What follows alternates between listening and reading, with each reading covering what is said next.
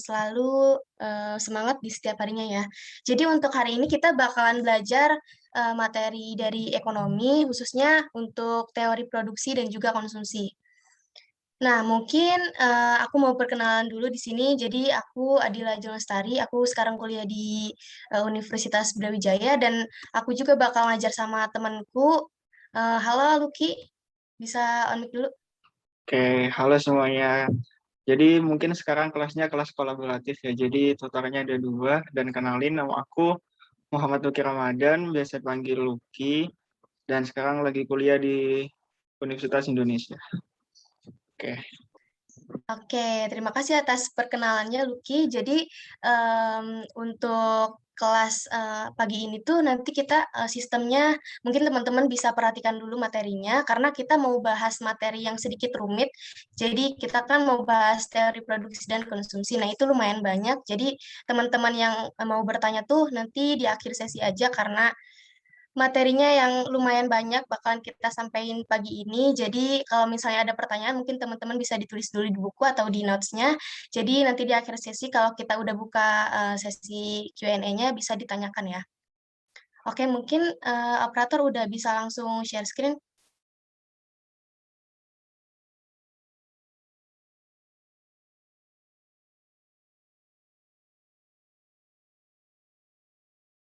udah kelihatan belum, Dil? Udah. Baik, oke. Nah, hari ini kita mau bahas apa sih? Kita mau bahas teori konsumsi dan juga teori produksi. Oke, next slide. Nah, kalian tahu nggak sih, atau kalian kepo nggak sih kita mau ngebedah apa aja di hari ini? Jadi untuk yang pertama, kita bakalan ngebahas tentang konsep dasar dulu dari teori konsumsi. Nah, untuk yang kedua ada teori kardinal dan juga teori ordinal. Yang ketiga ada teori produksi yang bakal disampaikan sama Lucky. Dan yang keempat ada isokuan dan isokos. Oke, untuk yang pertama dulu nih, konsep dasar teori konsumsi. Jadi, seperti yang kalian ketahui, kalau konsumsi berarti dia pelakunya adalah konsumen. Nah, untuk konsumsi ini dia ada beberapa materi atau beberapa bahasan yang bakal disampaikan. Jadi ada di konsumsi itu ada goods, bads, utility, terus ada juga hukum pertambahan gitu, namanya law of diminishing marginal utility, ada atau hukum Gosen 1 dan ada preferensi dari konsumen.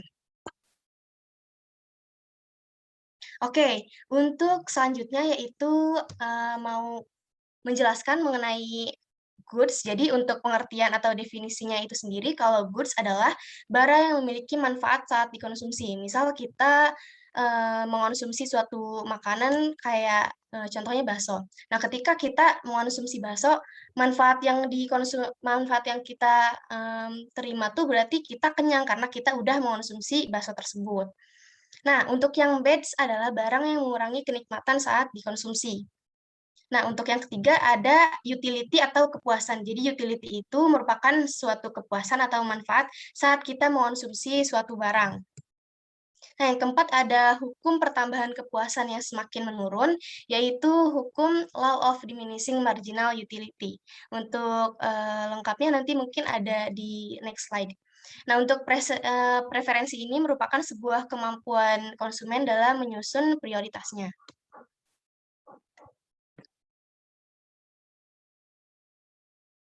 Oke, kita langsung masuk ke teori kardinal. Jadi teori kardinal ini adalah teori yang termasuk ke dalam teori konsumsi ya. Jadi kalau teori kardinal ini dia menjelaskan suatu kepuasan dari konsumen itu yang bisa dihitung secara nominal. Jadi dia tuh kepuasannya bisa terukur gitu.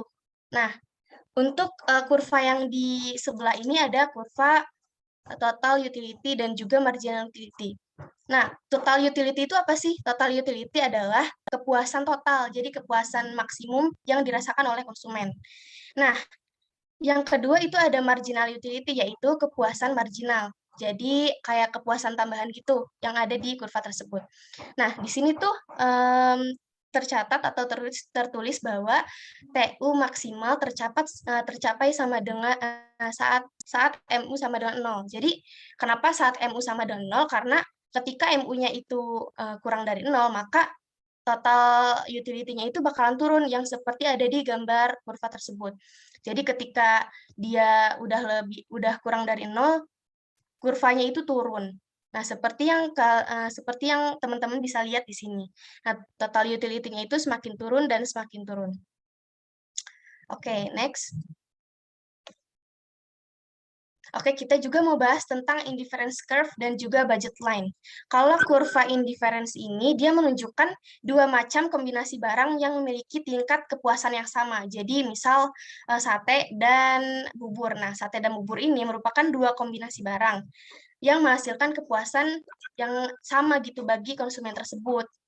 Nah, seperti itu. Kata kuncinya adalah dua kombinasi barang yang memiliki kepuasan yang sama. Nah, kalau budget line ini, dia menunjukkan kombinasi konsumsi dua barang, tapi yang membutuhkan biaya yang sama. Kalau indifference curve itu tadi kan kepuasan yang sama. Kalau budget line itu dia biaya yang sama. Nah, itu mungkin kalian bisa highlight perbedaan antara indifference curve sama budget line.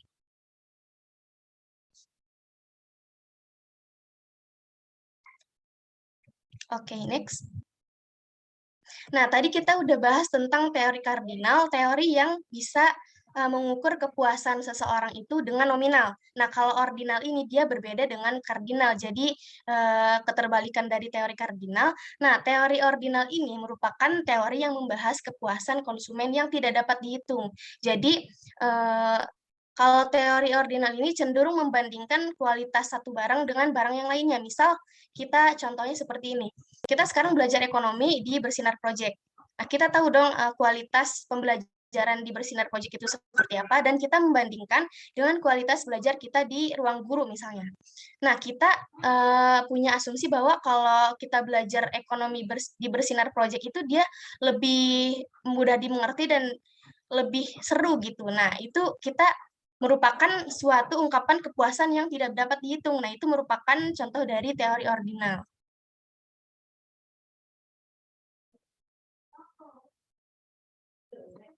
Nah, kita lanjut ke PCC dan ICC. Nah, price consumption curve ini merupakan kurva yang menghubungkan titik-titik, jadi kayak kombinasi berbagai keseimbangan konsumen dari perubahan dari perubahan harga barang itu sendiri. Jadi di sini kan ada beberapa titik keseimbangan.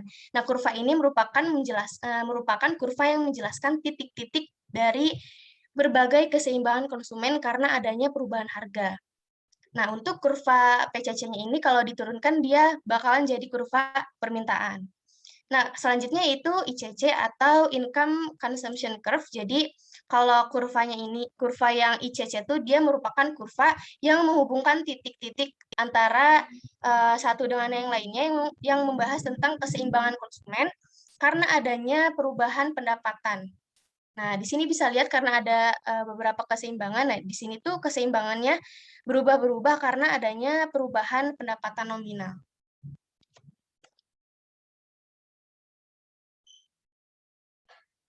Oke, mungkin untuk materi selanjutnya bisa dilanjutkan ya sama Lucky.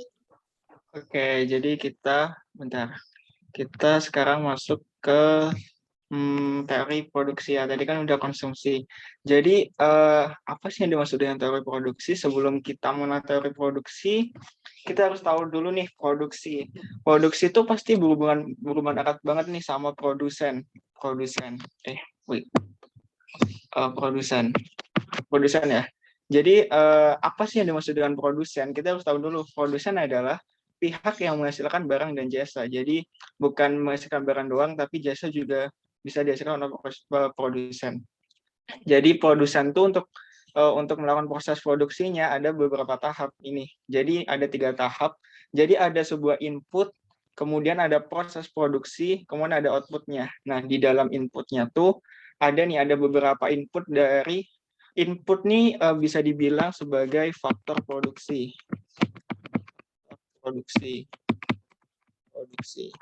Jadi 4 ini sebenarnya ada 5. Ini sebenarnya ada 5. Jadi yang tenaga kerja ini biasanya disebut tuh labor atau bisa disimbolkan dalam L gitu. L.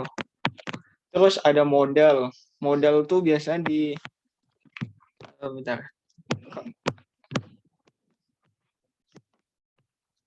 Wait.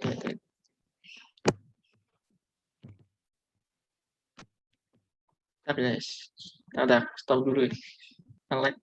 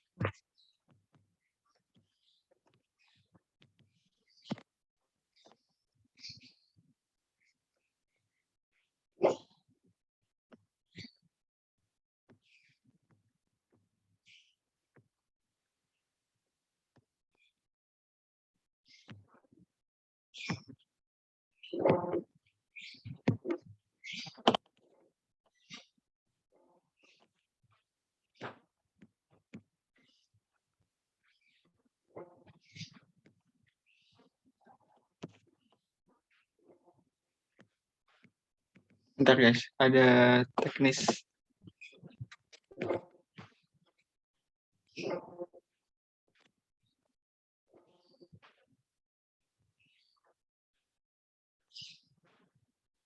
Wait.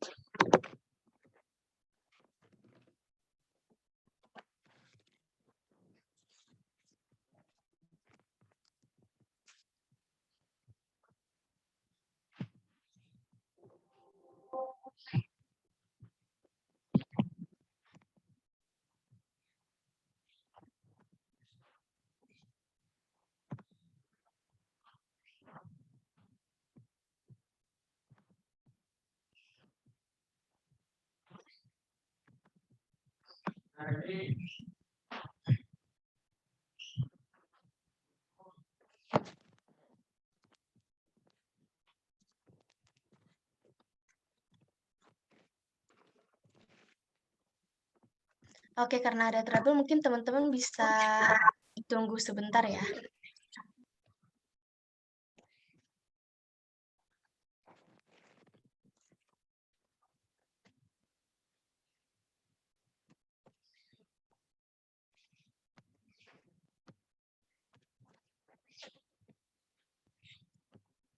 Oke, balik lagi ya.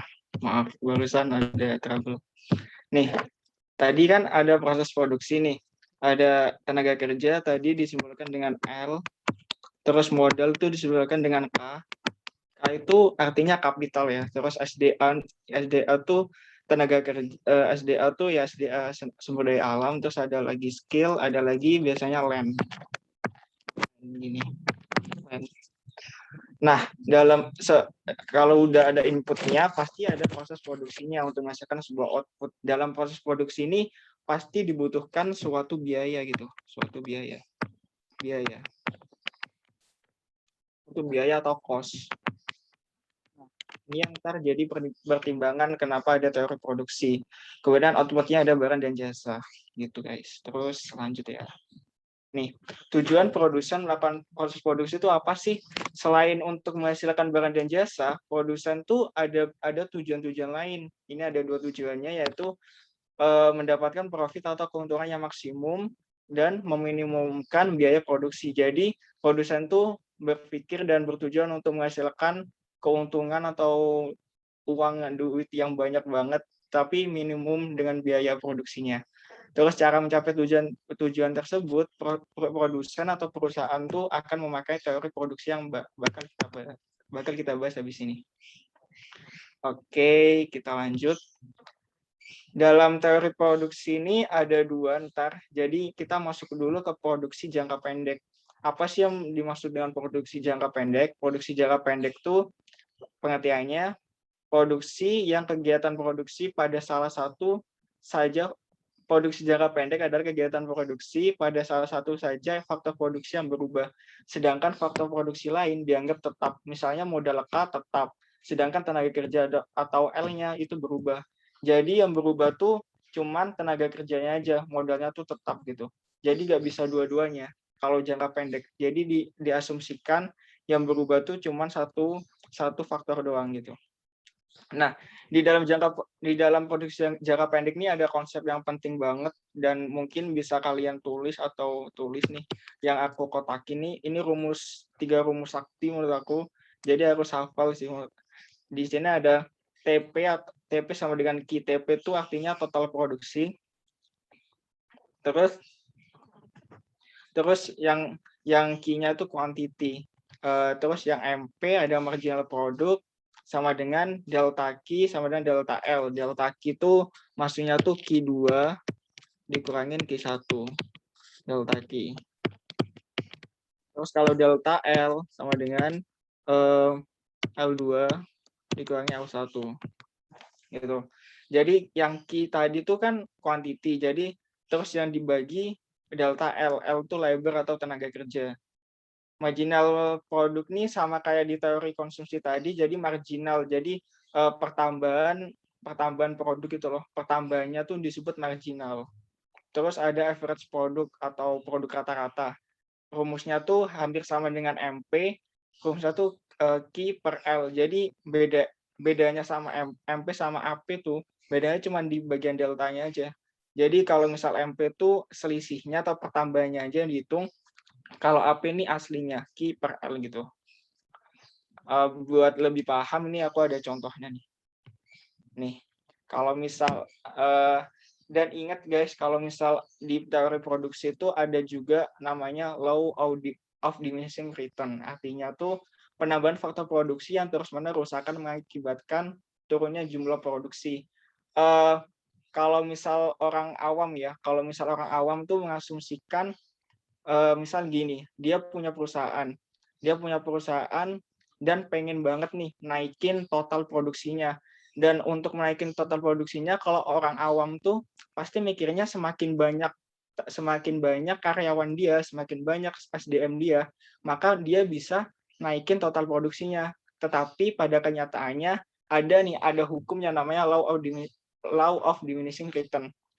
Nah, meski jadinya yang asumsi tadi tuh tidak dibenarkan gitu loh, karena semakin kalian nambah SDM-nya, maka total produksi kalian tuh bisa semakin menurun. Kenapa semakin menurun?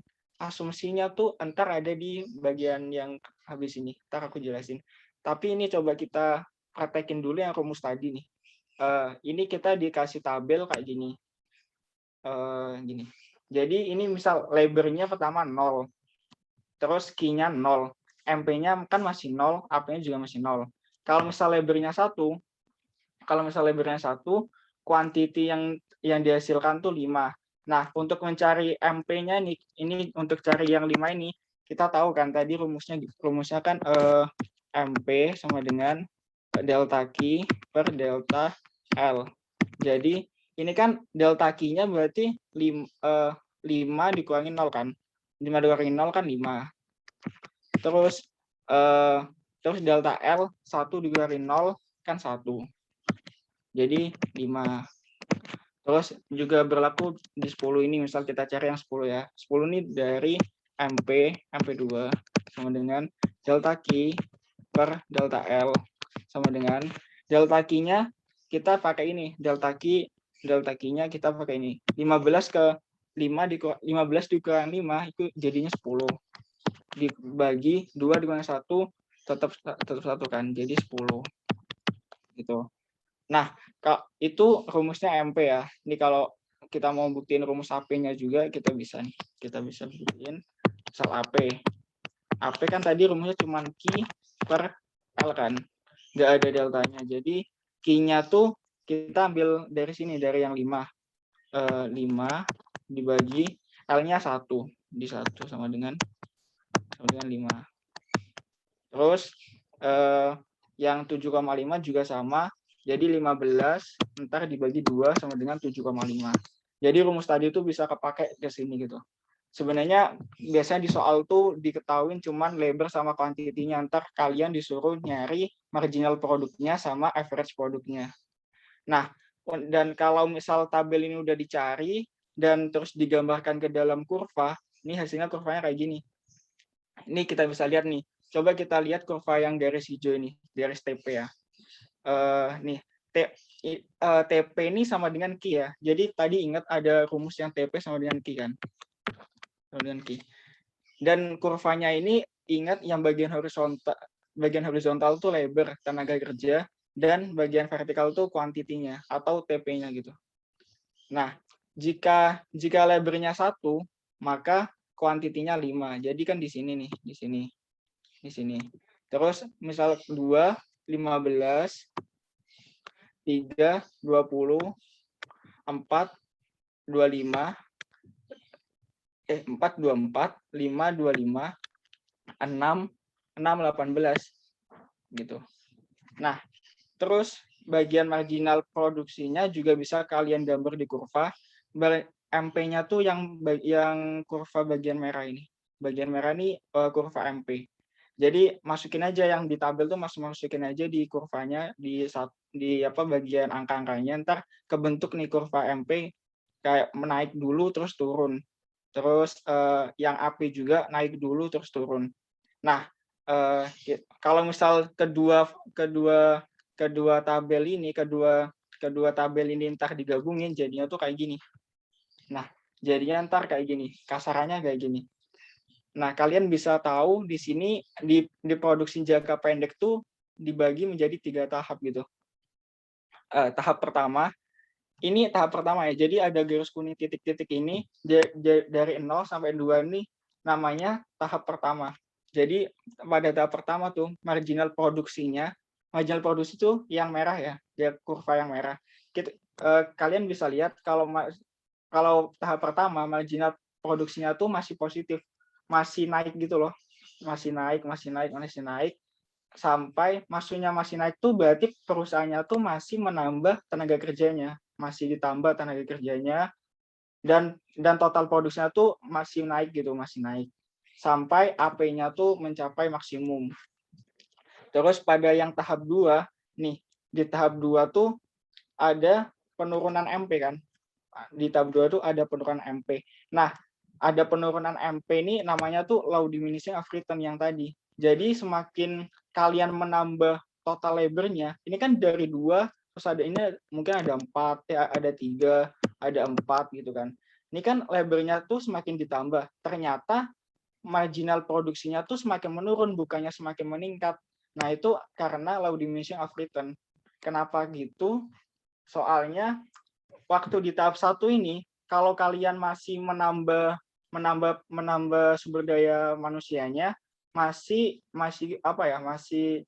dapat gitu logikanya. Berarti ada yang kerja sebagai pencuci. Misal kalian buka kafe. Berarti kalau SDM-nya kalau misal kalian cari SDM awal-awal, berarti setiap orang tuh masih kerja sesuai kerjaannya gitu. Ada yang cuci piring, ada yang jaga kasir, ada yang nganterin minuman. Tetapi kalau kalian menambah terus lagi, pasti kebanyakan tenaga kerja, jadinya banyak yang gabut, banyak yang nganggur gitu loh. Jadi bukannya total produksinya semakin meningkat, tetapi total produksinya itu semakin menurun. Karena kebanyakan tenaga kerjanya itu. Nah, itu namanya low diminishing of return. Jadi kalau ditanya kapan terjadinya low diminishing of return, itu terjadi di tahap 2 saat MP-nya menurun, bukan TP-nya menurun ya. Jadi low diminishing of return itu terjadi saat MP-nya tuh menurun. Gitu. Setelah terus ada di tahap 3. Tahap 3 ini setelah MP 0. Nih, kalian lihat deh, yang bagian labor-nya 5, ini MP-nya kan udah 0.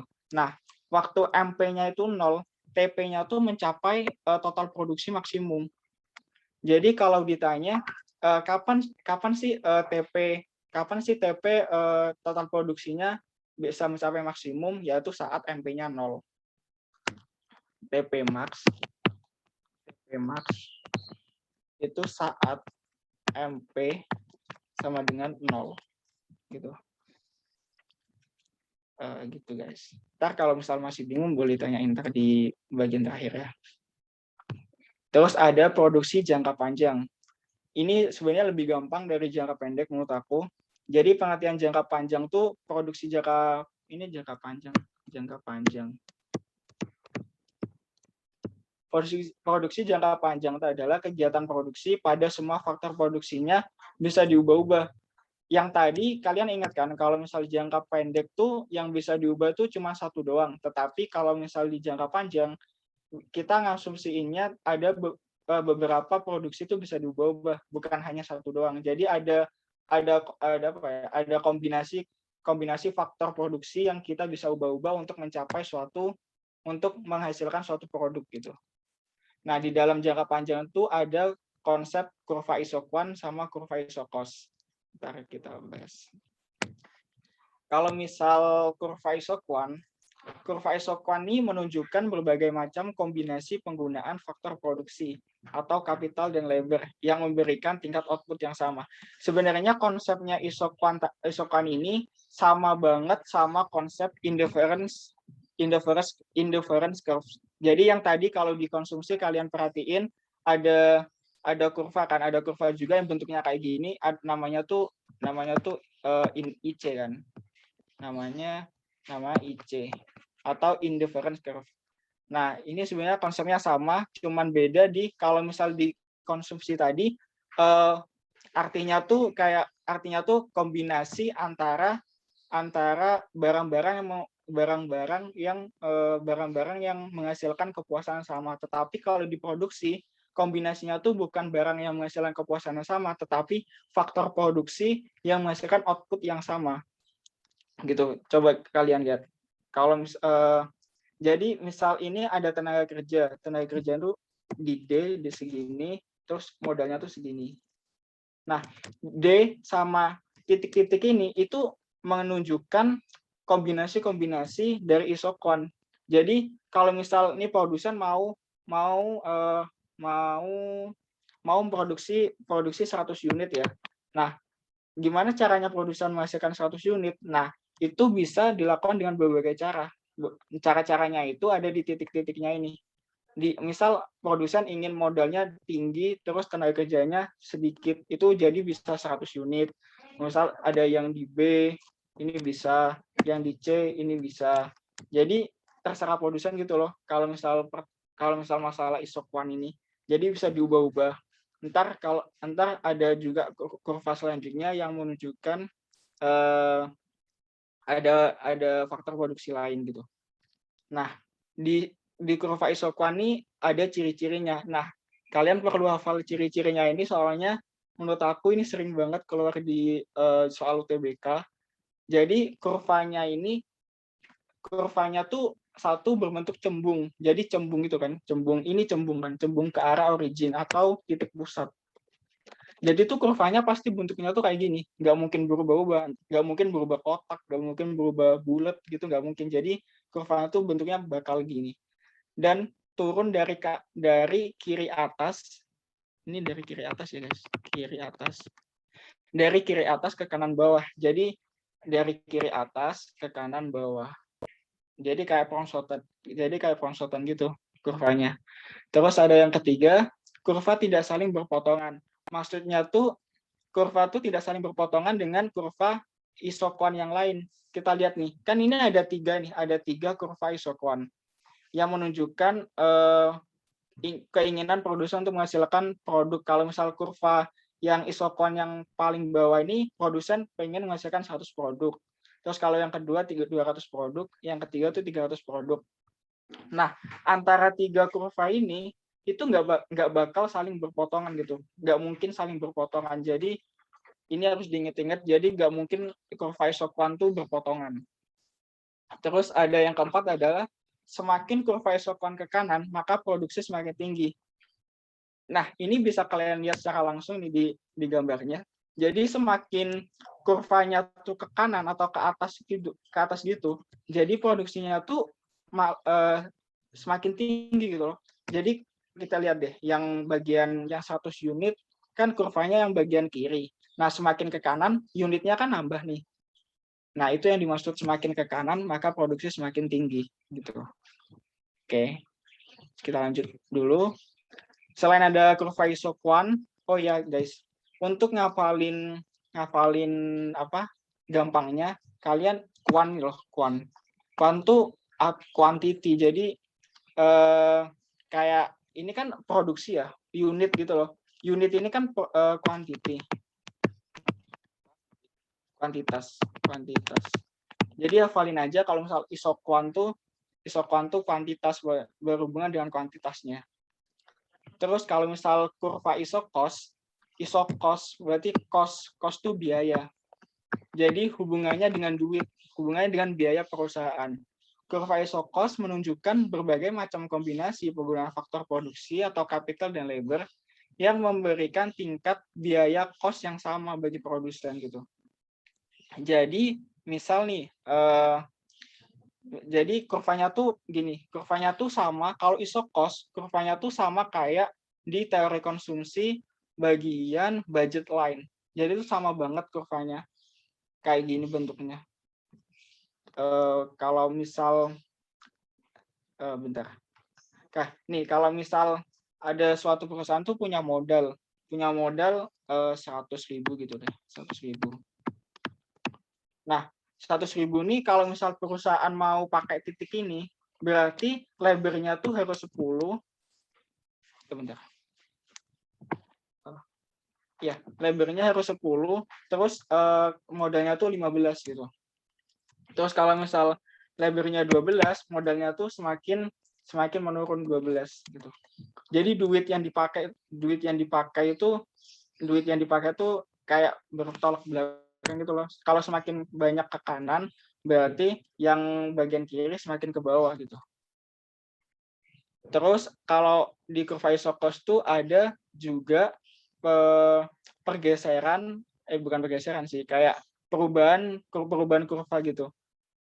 Ada yang berubah kayak gini. Yang pertama ini yang A, itu diakibatkan oleh adanya perubahan harga faktor produksi. Misal tenaga kerja nih, dari I1, I2, I3. Kalau misal kurva yang pertama, I1, ini kan gini doang, seret gitu kan. Nah, semakin ke kanan tuh, kenapa bisa semakin ke kanan? Itu gara-gara, kalau semakin ke kanan berarti gara-gara upah atau tenaga upah tenaga kerjanya tuh semakin murah, jadinya semakin murah jadinya bisa dikananin gitu loh. Dan semakin ke kanan tuh semakin murah tenaga kerja dan kita bisa pakai tenaga kerja lebih banyak. Terus kalau modal diakibatkan oleh perubahan anggaran perusahaan. Jadi yang B itu semakin gede modal kalian, semakin ke kanan juga kurva isokos gitu. Misal di sini tuh anggaran kalian cuma 10.000, terus yang I2 nambah lagi 20.000, yang I3 30.000. Jadi semakin bertambahnya anggaran perusahaan, semakin ke kanan kurva isokosnya. Gitu. Terus dengan adanya kurva isokos sama isokuan tadi, kita bisa nih mencapai keseimbangan produsen. Keseimbangan produsen itu terjadi ketika kurva isokuan bersinggungan ya guys, bersinggungan dengan kurva isokuan bersinggungan dengan kurva isokos. Ini biasanya tipe-tipe soal UTBK-nya tuh seperti sebab akibat gitu loh. Jadi kalau kadang soal tuh mengecoh gitu. Jadi kata-katanya bukan bersinggungan tapi berpotongan. Kalau misal kata-katanya berpotongan itu pasti salah. Jadi kurvanya tuh cuman bersinggungan, nggak berpotongan gitu. Jadi kalau misal di soal ada tulisan kurva isokuan berpotongan dengan kurva isokos, itu jangan dipilih. Jadi pilih aja yang ada kata-kata bersinggungan. Nah, ini tuh pilihan yang benar. Nah, kita bisa lihat nih antara kurva ini yang ungu nih kan kurva budget line, kurva isokos. Yang biru ini kurva isokuan. Nah, yang pertama nih, untuk menentukan kurva-kurva ini, pertama produsen telah menentukan jumlah Q yang akan diproduksi. Nah, produsen ingin memproduksi 100 unit nih. Nah, terus produsen mencari cost paling minimum untuk memproduksi output sebanyak 100 unit. Titik D dan E tidak memenuhi jumlah output sebanyak 100 unit. Kenapa tidak memenuhi output sebanyak 100 unit? Karena budget dia kalau di titik E sama D itu nggak nyampe gitu loh buat produksi 100 unit karena budgetnya tuh cuma segini. Nggak ada berpotongannya dengan kurva yang yang isoquant. Jadi kalau misal ada kurva yang tidak berpotongan dan di bagian bawah, berarti di titik-titik itu mengartikan produsen tuh belum mampu gitu, belum mampu untuk memproduksi yang dia inginkan. Terus titik yang mampu memproduksi sebanyak 100 unit itu ada 3 titik. Ada titik A, B, dan C. Nah, pertanyaannya, mana sih yang titik yang bakal dipilih produsen untuk memproduksi suatu barang? Itu kita harus kembali lagi ke konsep awal tadi. Jadi produsen tuh ingin memproduksi suatu barang dan mendapatkan profit yang sebesar-besarnya dengan biaya yang paling minimum kan. Kalau misal kita ngambil di titik B, biayanya tuh bakal lebih gede daripada di titik A. Di titik C juga biayanya lebih gede daripada di titik A. Jadi produsen tuh bakal pilih biaya yang paling minimum untuk memproduksi barang tersebut. Jadi pasti kalian tuh pilih aja yang bersinggungan gitu, bersinggungan dengan titik isoquant yang bersinggungan dengan titik isocos. Dan bersinggungannya kan di titik A. Jadi di titik A tuh terjadi keseimbangan produsen. Gitu. Terus lanjut ada return to scale. Maksudnya return to scale tuh kayak peningkatan input sebanyak X% bakal menambah output sebanyak Y%. Nah, di bagian return to scale tuh ada 3 jenis, namanya increasing return to scale, artinya peningkatan input sebanyak 1% mengakibatkan output bertambah lebih dari 1%. Yang A ini kurvanya yang ini, bentar. Kurvanya yang A tuh yang ini. Yang ini yang A ya guys. Ya A. Jadi bisa kalian lihat nih, input dia tuh ditambah. Input dia tuh ditambah 5 kan. Jadi 10 input dia. Kalian bisa lihat deh jaraknya dari kurva 10 ke 15 kan jaraknya segini nih. Ditambah segini ternyata hasilnya tuh malah bertambahnya lebih banyak. 15 ke 25, 10 ke 15 tuh lebih banyak. Jadi ditambah 1%, nambahnya tuh lebih dari 1%. Terus kalau misal constant return to scale, artinya konstan berarti itu sama. Jika ditambah 1%, maka output juga bertambah tepat 1%. Nah, ini terjadi di B. Ini B. Ini decreasing, bentar deh guys. Ini yang, wait, kok ini gambarnya?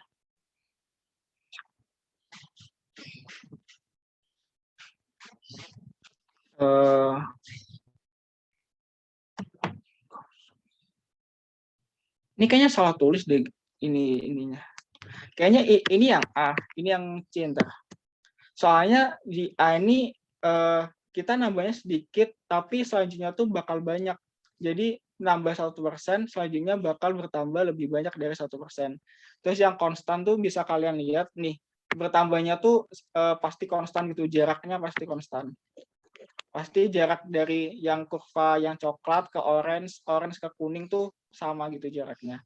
Nah, sedangkan kalau misal yang ini, yang C ini, itu decreasing return to scale. Artinya peningkatan input sebesar 1% mengakibatkan output bertambah kurang dari 1%. Nah, kita lihat nih, yang dari kurva coklat ke kurva orange, ini ditambah 1%. Tetapi hasilnya tuh semakin ditambah, kurvanya tuh semakin jaraknya tuh semakin sempit gitu. Nah, semakin sempit ini berarti kan kurang dari 1%. Jadi itu namanya decreasing return to scale gitu. Oke, mungkin materinya sampai sini aja deh. Ya udah. Ada yang mau ditanyain nggak guys? Kayaknya bakal banyak ditanyain. Kecepatan. Ya, ini kita buka sesi tanya jawab ya dari teori konsumsi sama produksi. Jadi bagi teman-teman yang pengen tanya boleh langsung on mic atau cantumkan di kolom chat. Nah, setelah ada sesi Q&A nanti kita ada kuis juga karena waktunya masih ada. Jadi untuk kuisnya nanti kita lewat Kahoot. Nanti teman-teman tinggal ini aja klik link yang aku kasih. Nanti aku bakalan bagiin linknya dan tinggal input aja ini kodenya. Nanti aku kasih juga kodenya. Ada Gimana pertanyaan? teman-teman? Ada yang mau ditanyakan? Langsung tanya aja ya guys. Dil, yang tadi di cruising aku agak lupa deh.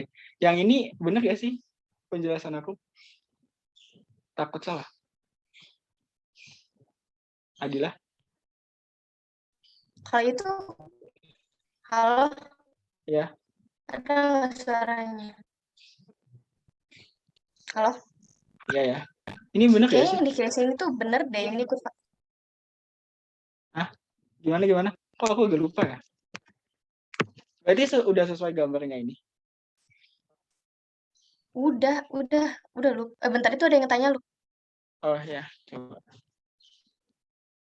Oh iya ya bener berarti aku yang salah. Berarti bener guys. Ini yang increasing, ini yang decreasing gitu. Maaf guys. Ada yang tanya lagi nggak? Tadi kapital di kurva isoquant sama kurva isocos itu apa ya kak? Oh, Capital. Oke. kapital. Maksudnya, maksudnya ini. Jadi itu ini kan kapital kan, modal ini kapital. Jadi dengan maksudnya tuh gini, kalau misal 100 unit untuk menghasilkan 100 unit perlu tenaga kerja sebanyak D dan kapital modalnya tuh segini. Kayak apa ya? Kalau misal ngebayanginnya. Jadi tenaga kerjanya tuh harus segini, terus kapitalnya juga harus segini. Kayak modalnya gitu loh, modal dari tenaga kerja. Modalnya tuh harus segini. Tapi kalau misal kita pakai titik yang C, tenaga kerjanya segini, maka modalnya harus segini, harus di titik ini. Gitu guys. Masih nggak paham? Teman-teman kalau misalnya nggak paham bisa langsung ditanyakan ya. Soalnya ini lumayan Oke. ribet sih materinya. Iya bener ribet. Iya, ditanyakan aja ya guys. Kak tadi yang kira kenapa kepala makin ngedekat ya? Karena punya nambah lebih dari satu.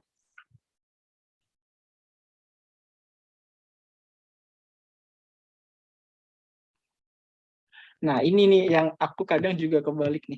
Dia kali paham nggak sih kenapa increase semakin ngedekat? Sebenarnya kan itu inputnya tuh kan apa ya?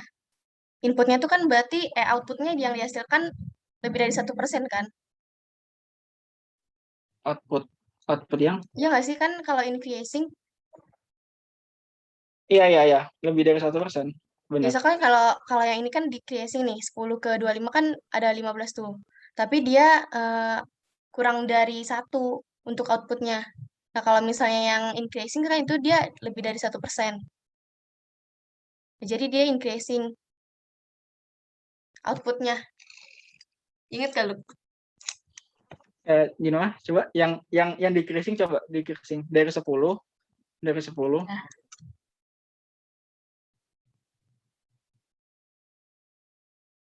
nah kan dia kan dari 10 ke 25 kan 15. Nah, iya. terus outputnya tuh kan dia dari 2 ke 4 tuh. Nah, berarti kan dia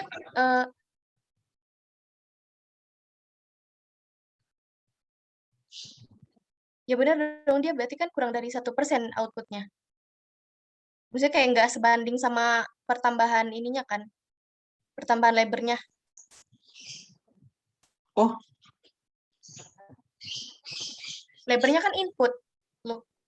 iya ya, levelnya input 5 kan. Coba deh jelasin ke yang banyak. Oh, agak lupa juga. Intinya kalau kalian bingung sama gambar ini, jadi kalau misalnya ada perubahan input, misal nih kan increasing nih, peningkatan input, misal kayak input itu kan tadi ada modal, ada labor, dan lain-lain. Nah, kalau misalnya perubahan inputnya itu kayak apa ya, lebih kecil daripada perubahan output, jadi itu dia increasing, bertambah. Nah, kalau misalnya decreasing, dia simpelnya gini, kalau peningkatan input sebesar 1%, outputnya tuh kurang dari 1%. Jadi barang yang dihasilkan tuh lebih sedikit daripada penambahan inputnya. Jadi misal kayak, apa ya, penambahan modal atau pekerja sejumlah 5. Nah, dia penambahan outputnya tuh lebih dari itu. Jadi kalau misalnya outputnya lebih dari input itu nanti dia increasing. Kalau misalnya kalian bingung nih dari kurvanya.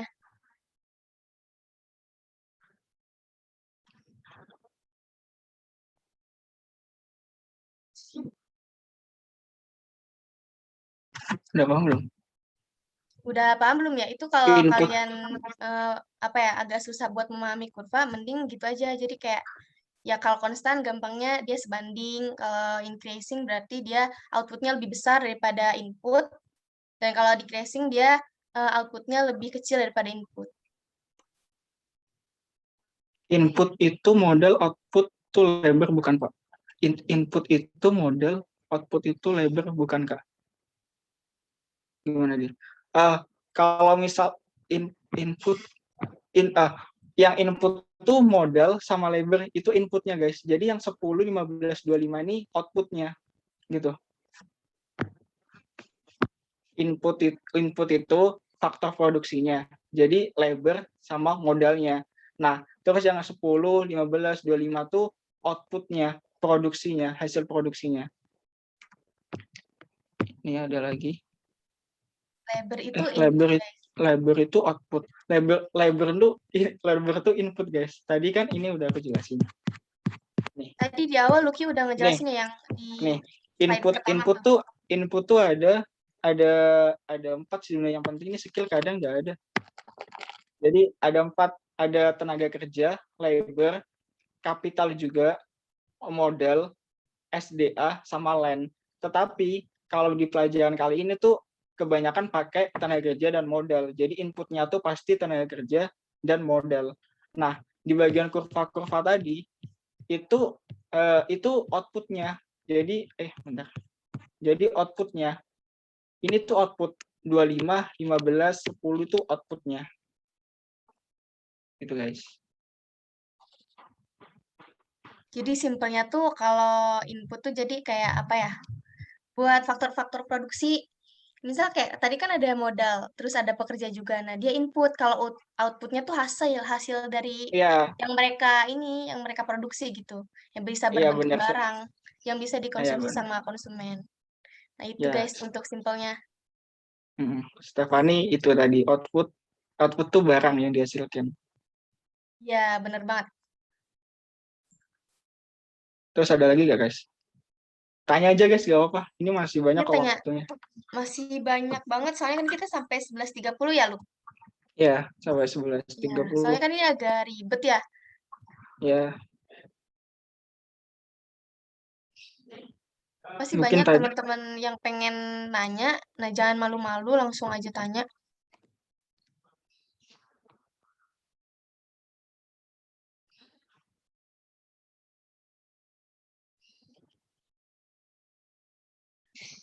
Iya, Ada bisa lagi. dikatakan seperti itu karena kan tenaga kerja itu dia termasuk ke dalam input. Nah, inputnya ini dia kan lebih besar daripada si outputnya. Misal kayak inputnya tuh lebih gede kan dari si outputnya. Jadi dia termasuk ke dalam decreasing, return to scale. Nah, kalau dia outputnya lebih gede daripada inputnya, dia termasuk ke increasing gitu.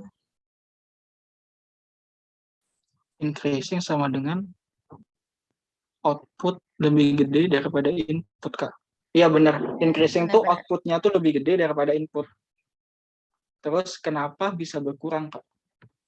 Maksud berkurang apa? Oh, berarti decreasing itu tenaga kerja.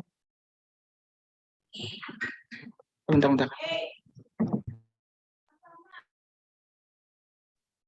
Berkurang apanya ya, Stefani?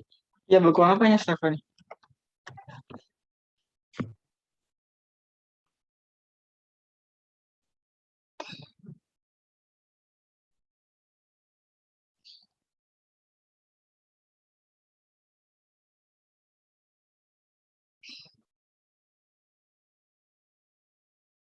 Oh, maksudnya tuh bukan berkurang ya, kayak bertambah, tapi pertambahannya tuh tidak sebanding dengan yang inputnya.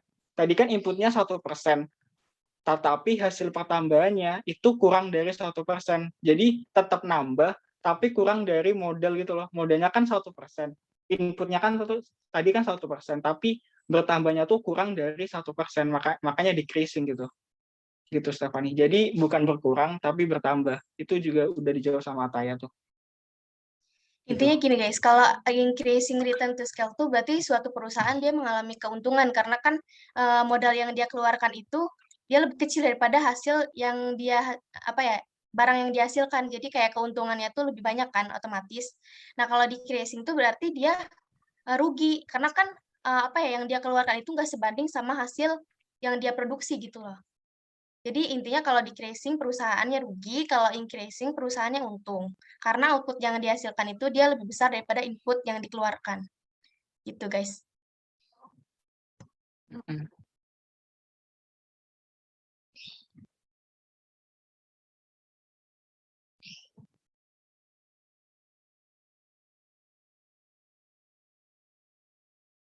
Oke teman-teman, ada yang mau tanya lagi nggak?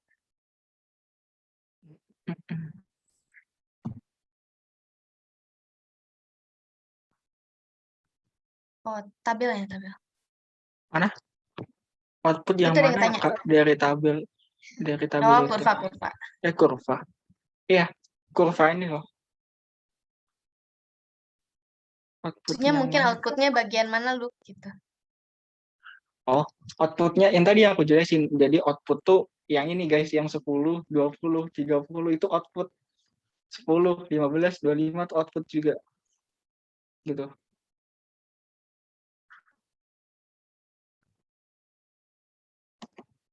Gimana Stephanie, masih bingung?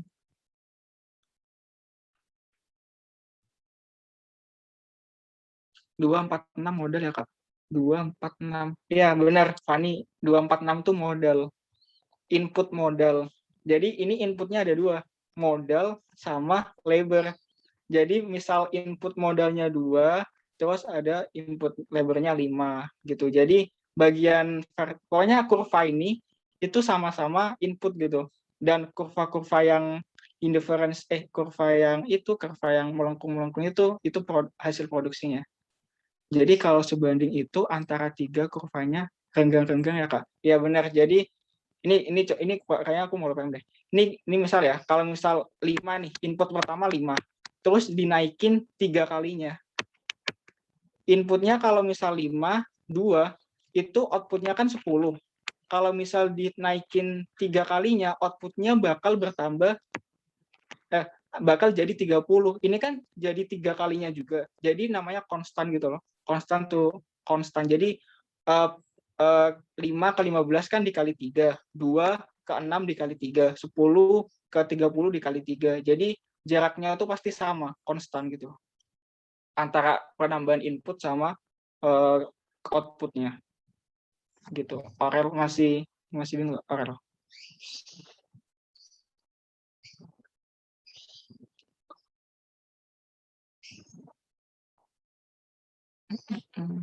Ayo teman-teman tanya lagi dong yang lain nih. Kak, tadi yang di teori ordinal tuh ICC sama apa? PCC. Sama PCC. Ini sama Iya, awal PCC. banget tuh. Ini gak sih? Atau mana? Deal. Kalau di teori ordinal tuh, ini guys, teori ordinal tuh apa? Coba jelasin Deal. Bagian kurang. Jadi kan tadi aku udah jelasin juga kalau teori ordinal itu teori yang menjelaskan tentang kepuasan konsumen yang apa ya, yang tidak dapat dihitung gitu. Jadi dia cenderung buat membandingkan satu kualitas barang yang dikonsumsi dengan kualitas yang lainnya gitu guys. Jadi kalau misal teori ordinal itu dia berbeda dengan teori kardinal. Kalau teori kardinal tuh kan dia dapat diukur ya dari angkanya atau nominalnya. Jadi kalau teori ordinal tuh jadi berdasarkan ya dari konsumennya langsung aja nggak bisa kayak apa ya mungkin dari testimoni kayak gitu-gitu jadi kalau hal-hal seperti itu kan nggak bisa dihitung atau diukur kayak gitu. Nah, Untuk masalah ICC PCC tadi, sebenarnya sederhananya gini. Dari teori ordinal ini kan ada dua kurva nih, ada budget line sama indifferent curve. Nah, itu di PCC ini kayak digabungin gitu loh, digabungin antara beberapa apa budget line Keseimbangan. sama beberapa keseimbangan tuh digabung-gabungin. Nah, itu namanya PCC dan ICC gitu. Kalau di PCC yang berubah-ubah tuh budget lainnya, jadi semakin ke kanan atau semakin ke kiri. Tetapi kalau misal di income tuh bergeser tadi, ini gara-gara pendapatannya, income gara-gara pendapatan, jadi ada ICC. Kalau misal gara-gara perubahan harga, jadi PCC gitu guys. Ada yang Denisa gimana? Udah paham?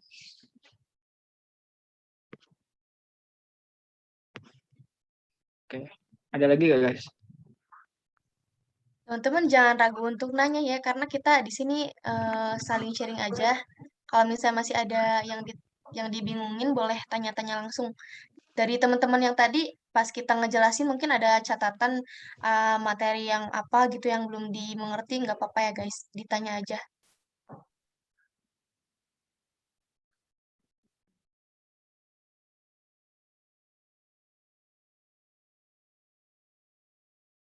Kurva angel. Turunan kurva.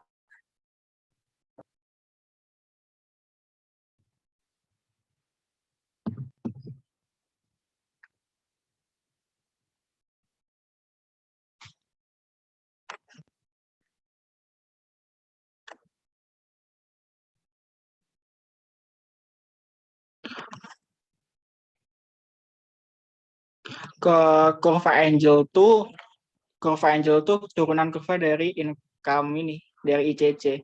Nah, kalau misalnya mau gambarin kurva angel tuh gini loh. Kok nggak bisa digambar? Kurva angel tuh sebenarnya kurvanya tuh gini aja, straight gitu loh. Kurva angel tuh input di bagian vertikal tuh pendapatan atau income, yang ini tuh quantity. Jadi semakin asumsinya di kurva angel tuh semakin tinggi pendapatan seseorang, maka semakin banyak barang yang mereka konsumsi. Nah, itu kurva angel artinya kayak gitu. Ini kayaknya bakal dibahas di itu deh. Kayaknya ini jarang banget keluar guys kalau kurva angel tuh, soalnya agak sulit juga maminya ntar. Terus Kak, tadi yang di kurva isoquant, kenapa nggak berpotongan? Maksudnya kenapa nggak bisa berpotongan? Di bagian apa? Kok bagian apa? Isokon Apa tadi dok? kan di bagian produksi tuh. Oh, isoquant. Ya, isokon. Oh, nah, wait. Oh, ini. Kenapa tidak berpotongan? Soalnya emang nggak bakal berpotongan, guys. Soalnya kan pasti, apa ya, kan nggak mungkin kurvanya tuh gini. Nggak mungkin tuh kurvanya kayak gini loh. Nah, kenapa kurvanya nggak mungkin gini? Soalnya kepuasannya tuh kalau ada yang berpotong tuh sama gitu loh. Jadi entar ngebingungin perusahaan. Jadi nggak bakal terjadi berpotongan. Jadi pasti gini, kurvanya tuh ingat aja, pasti kurvanya tuh nggak bakal berpotongan. Nggak mungkin kurvanya tuh berpotongan jadi gini, misal ada potongan nih, ada titik berpotongan kayak gini. Nah, ini kan bingungin perusahaan ya. Kalau misal ini yang bawa tuh mintanya 100, ini 200. Kalau dan terjadinya bersinggungannya dengan budget lain tuh bersinggungan dengan iso cost-nya tuh di sini. Jadi tuh kalau misal 200 bingung gitu loh mau ngambil ini, tetapi ini juga berlaku di output yang 100. Jadi nggak bisa kayak double tuh nggak bisa. Jadi harus bersinggungan di satu titik doang. Gitu guys. Kenapa nggak berpotongan? Ada lagi nggak?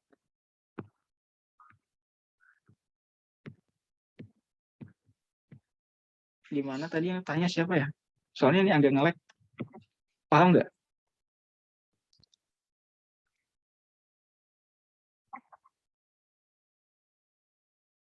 Oke. Ada Stefani ya lagi? tadi tanya. Iya ya. Oh iya, oke oke. Ayo dong guys, yang lain mungkin ada yang dibingungin, kita bisa jelasin ulang.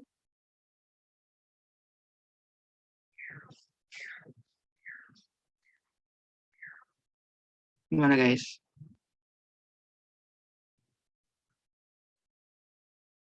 Tadi yang teori konsumsi, Kak. Teori Iya, konsumsi. kenapa tuh? Kenapa tuh, Stephanie? Yang mana? Yang bagian mana, Stephanie?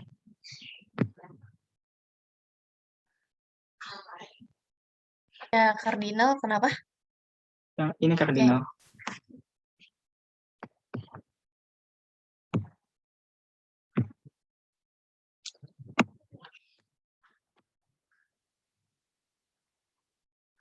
Coba ulang, Kak. Coba ulang, Dil. Oke, kalau secara definisi atau pengertiannya, jadi kalau teori kardinal ini menjelaskan tentang apa ya, suatu kepuasan dari konsumen yang bisa dihitung secara nominal gitu. Jadi kayak kepuasannya itu bisa dilihat secara nyata dan faktual. Jadi kayak enggak kayak yang teori ordinal kan tadi cuma kayak dari testimoni atau enggak kayak apa ya dari ya pendapat masing-masing orang, tapi kalau misalnya teori kardinal ini dia lebih apa ya lebih valid gitu karena dia bisa diukur secara nominal gitu. Gimana Stefani?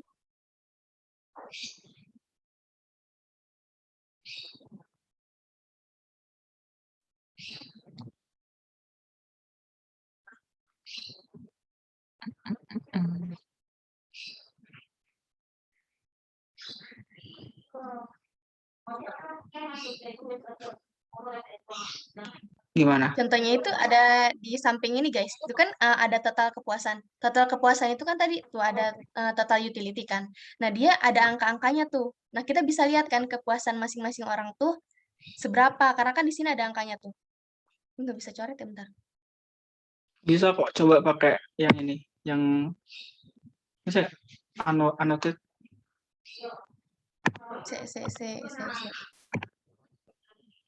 Mau nyoret yang mana? Coba aku coretin deh. Tuh, yang gimana sih gue gaptek banget ah. Coba klik yang bagian bawah kan ada sebelah apa ya? Sebelah cat mungkin ada gambar pensil, ada nggak? Ada sih. Ya udah aku coretin deh. Yang mana? Oke. Gitu tuh. Yang kan ini ada nih total utility. Ya kan dia naik naik naik. Nah, itu kan kalau yang untuk kuantitas bajunya itu misal nih di angka 1. Nah, dia total utility atau kepuasan maksimumnya dia ada di angka 50. Terus nambah lagi nih. Nambah pertambahan itu namanya marginal ya, guys. Jadi pas di 2 nih dia kepuasannya naik lagi ke 125. Terus nambah lagi ketiga dia naik lagi kepuasannya ke 175. Naik lagi ke 4, terus kepuasannya tuh dia ada di 225. Nah, untuk maksimumnya itu dia kita bisa lihat di sini ada di 250. Nah, itu kan berarti kita lihat kalau misalnya di pertambahan kuantitas bajunya itu di yang 5 dia mencapai apa ya? TU maksimal karena kan setelah dia ini lagi tambah ke 6 ternyata MU-nya itu 0. Kenapa 0? Karena dia apa ya? Kepuasannya tuh tetap 250. Ini kan 250 titiknya ada 2 nih. Nah, dia kepuasannya sama. Padahal dia marginalnya tuh kan dari 5 ke 6, tapi 5 sama 6 tuh dia kepuasannya tetap di 250. Jadi MU-nya itu sama dengan 0. Jadi nggak ada pertambahan lagi nih. Kalau tadi kan pertambahannya ada nih dari 225 ke 250 kan ada 25. Tapi ketika ada pertambahan kuantitas dari 5 ke 6 dia tetap aja tuh kepuasannya tetap di angka 250. Jadi MU-nya itu sama dengan 0. MU itu kan marginal utility atau pertambahan kepuasan. Nah, untuk yang baju ini kan dia sumbu yang X itu dia quantity. Untuk sumbu yang Y itu dia merupakan angka yang menggambarkan suatu kepuasan konsumen gitu. Jadi angka-angka yang 25 sampai 250 itu dia tingkat kepuasan konsumen. Nah, kenapa tadi apa ya teori kardinal bisa dihitung? Ya karena dia kayak apa ya? Mungkin untuk memudahkan perusahaan untuk apa ya kayak mengupgrade itu yang 6 turun ke minus kenapa, Kak? Kenapa minus? Karena total utility-nya tuh dari yang naik terus nih.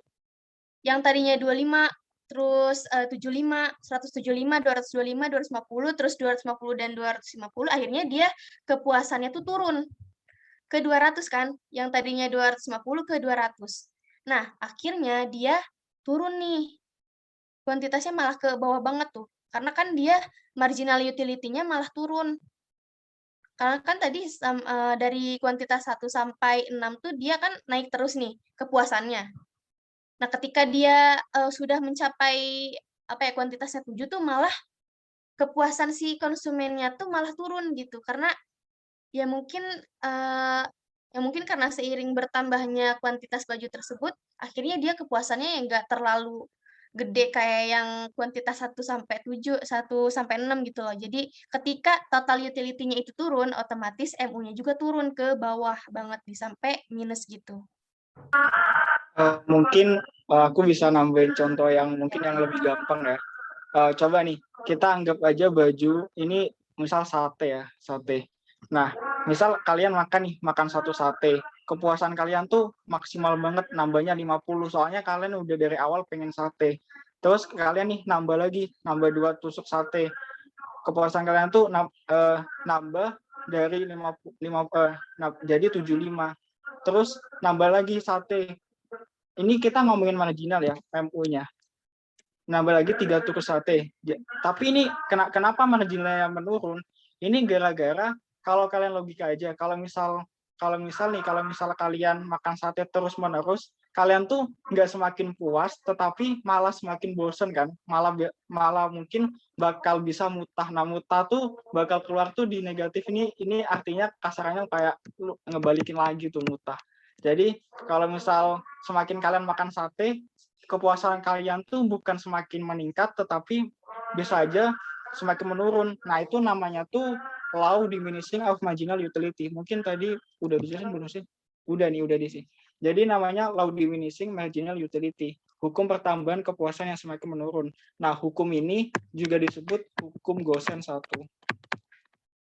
Hukum Gosen 1. Jadi itu sebenarnya konsepnya sama produksi tadi. Kalau produksi tadi kan nama hukumnya law of diminishing return. Tapi kalau di sini namanya law of diminishing marginal utility. Jadi terjadi saat marginal utility-nya tuh berkurang. Udah menurun lagi kalau dari naik dan terus menurun. Nah, itu terjadinya law of diminishing marginal utility. Gitu, guys. Ada nanya? Di jam 11.20 mungkin kita bisa main kuis kali ya. Oke. 6 menit lagi. Yang teori kardinal ini kalian masih bingung nggak? Mungkin mau contoh yang lain atau gimana?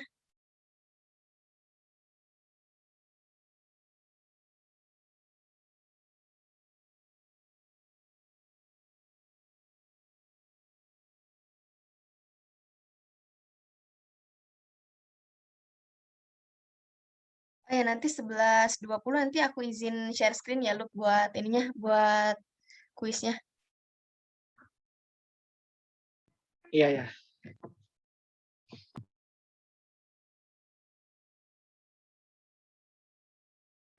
Ada lagi nggak, guys? Atau gimana?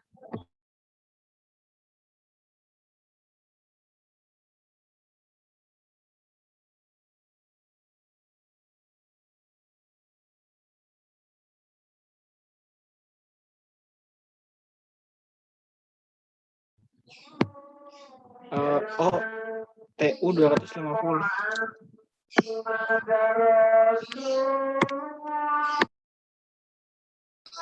Mau, oh ya udah.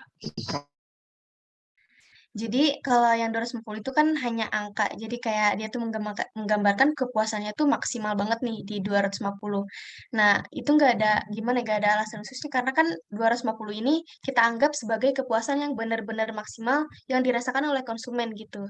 Jadi kenapa 250? Karena ya bisa aja lebih dari itu kalau misalnya apa ya, konsumennya masih merasa puas, tapi karena adanya terus penambahan kuantitas dari si baju atau tadi sate ya dari Look itu, jadi ya lama-lama total kepuasan dari konsumen itu bakalan berturun. Jadi angkanya itu bisa jadi berapa aja. Nah, itu cuma 250 itu cuma maksimalnya gitu loh, maksimal kepuasannya.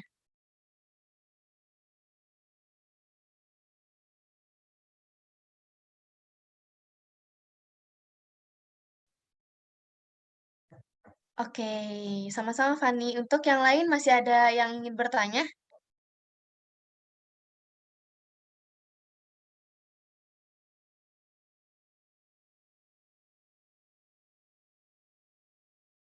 Angka apa tuh?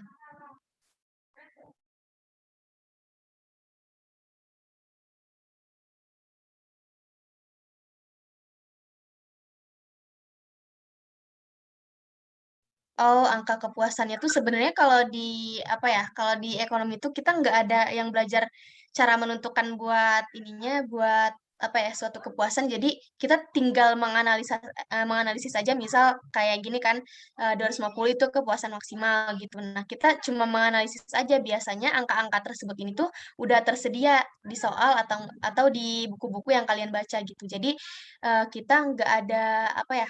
Gak ada menentukan kepuasannya gitu sih. Jadi biasanya udah tersedia di soal atau di buku yang kalian baca.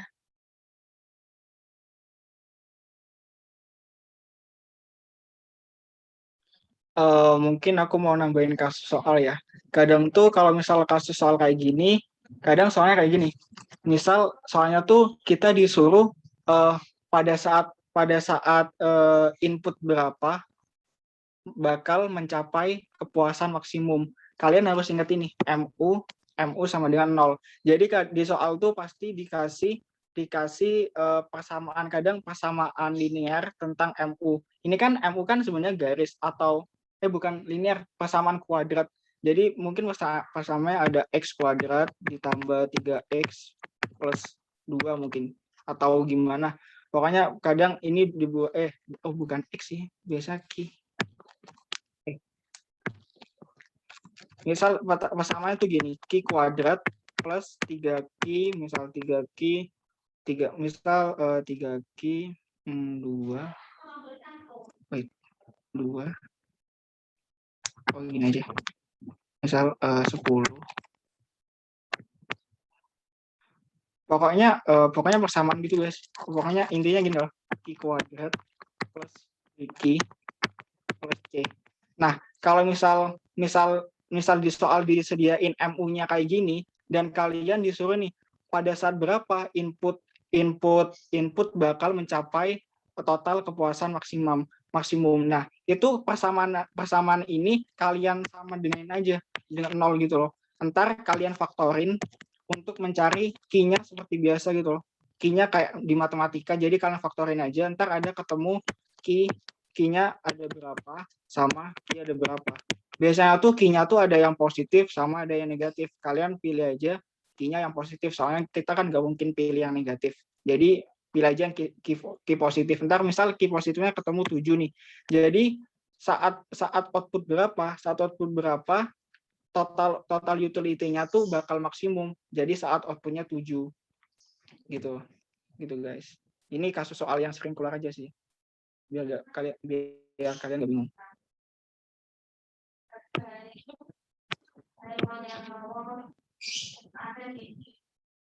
Kita bisa mulai kuisnya kali ya, Lu?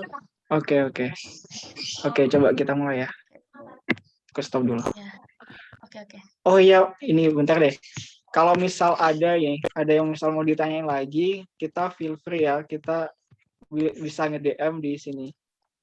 Jadi ini IG-nya Adila, ini IG aku. Jadi terserah kalian mau nge-DM soal apa, mungkin nggak terkait ini, mungkin nge-DM aja. Ntar kalau misal ada waktu kita bantu untuk menjawab itu. Iya, boleh banget kalau misal kalian ada pertanyaan atau ada yang masih dibingungin tapi malu nih, terus ya udah chat aja, kita bisa ke Lucky atau ke aku. Ya, terus ini kalau ada yang mau ulasan bersinar, ini ada di Bitly kelas bersinar, sama kalau misal mau traktirin bersinar nih, ada di Bitly traktirin bersinar, tinggal scan aja. Oke, Bisa kita mulai kuisnya ya. dulu kali ya. Iya, mungkin bisa di screenshot. Oke, kita mulai kuisnya ya, Dil. Oke, siap. Bentar. Ini teman-teman, ini dulu ya buka Kahoot-nya. Nah, nanti tinggal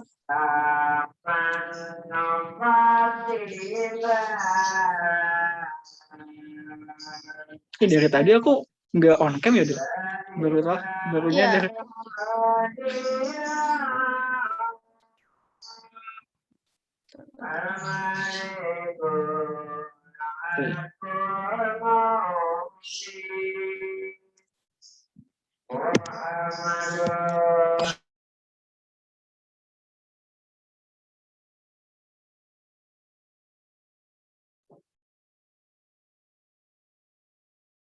Oke, masih loading ya, sebentar. Nah, oke, kalian bisa ini ya. Kalian bisa masukin kodenya, nanti aku lihat dulu nih, siapa aja yang mau gabung. Langsung gabung ya, guys.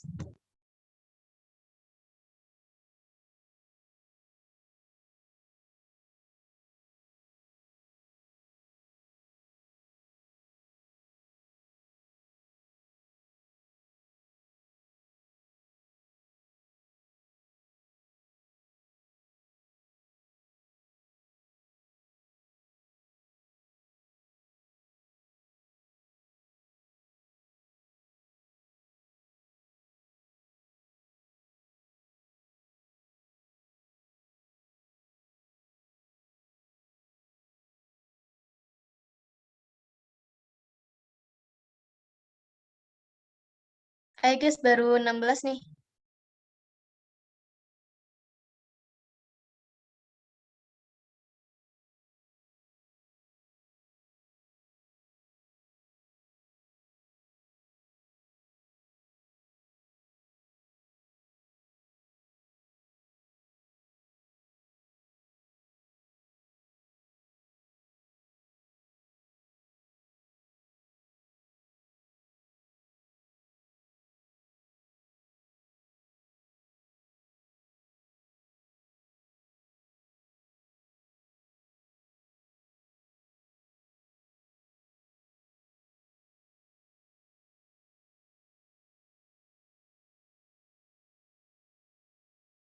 Teman-teman yang lain yang belum gabung bisa langsung gabung ya. Oke. Kita tunggu sampai jam berapa nih, Lu? Mungkin 3 menit lagi kali ya. Oke, oke.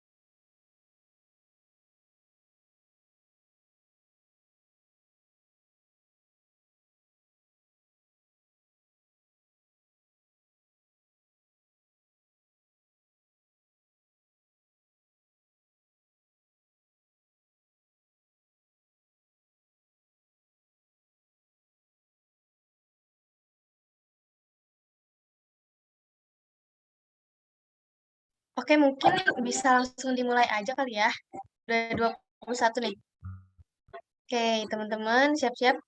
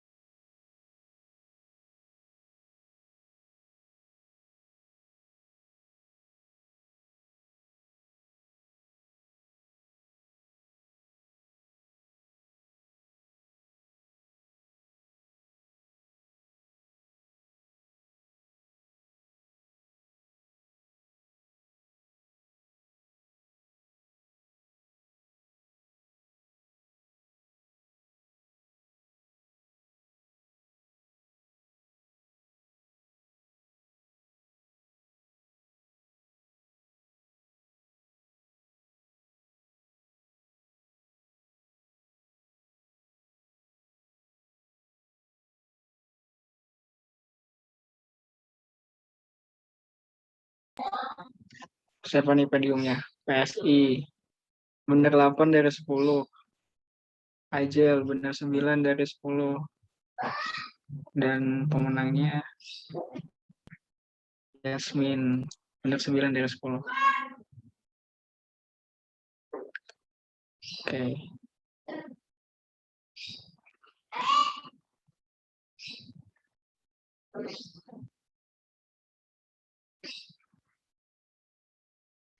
Oke. Mungkin itu tadi kuisnya. Ntar kalau misalnya ada yang mau ditanya juga di kuisnya yang tadi mungkin sempat nge-SS tuh, ntar tanya aja di DM, nggak apa-apa. Terus mungkin sekarang kita dokumentasi dulu ya. Bentar doang yang bisa on cam, bisa on cam. Ya guys, on cam dong guys.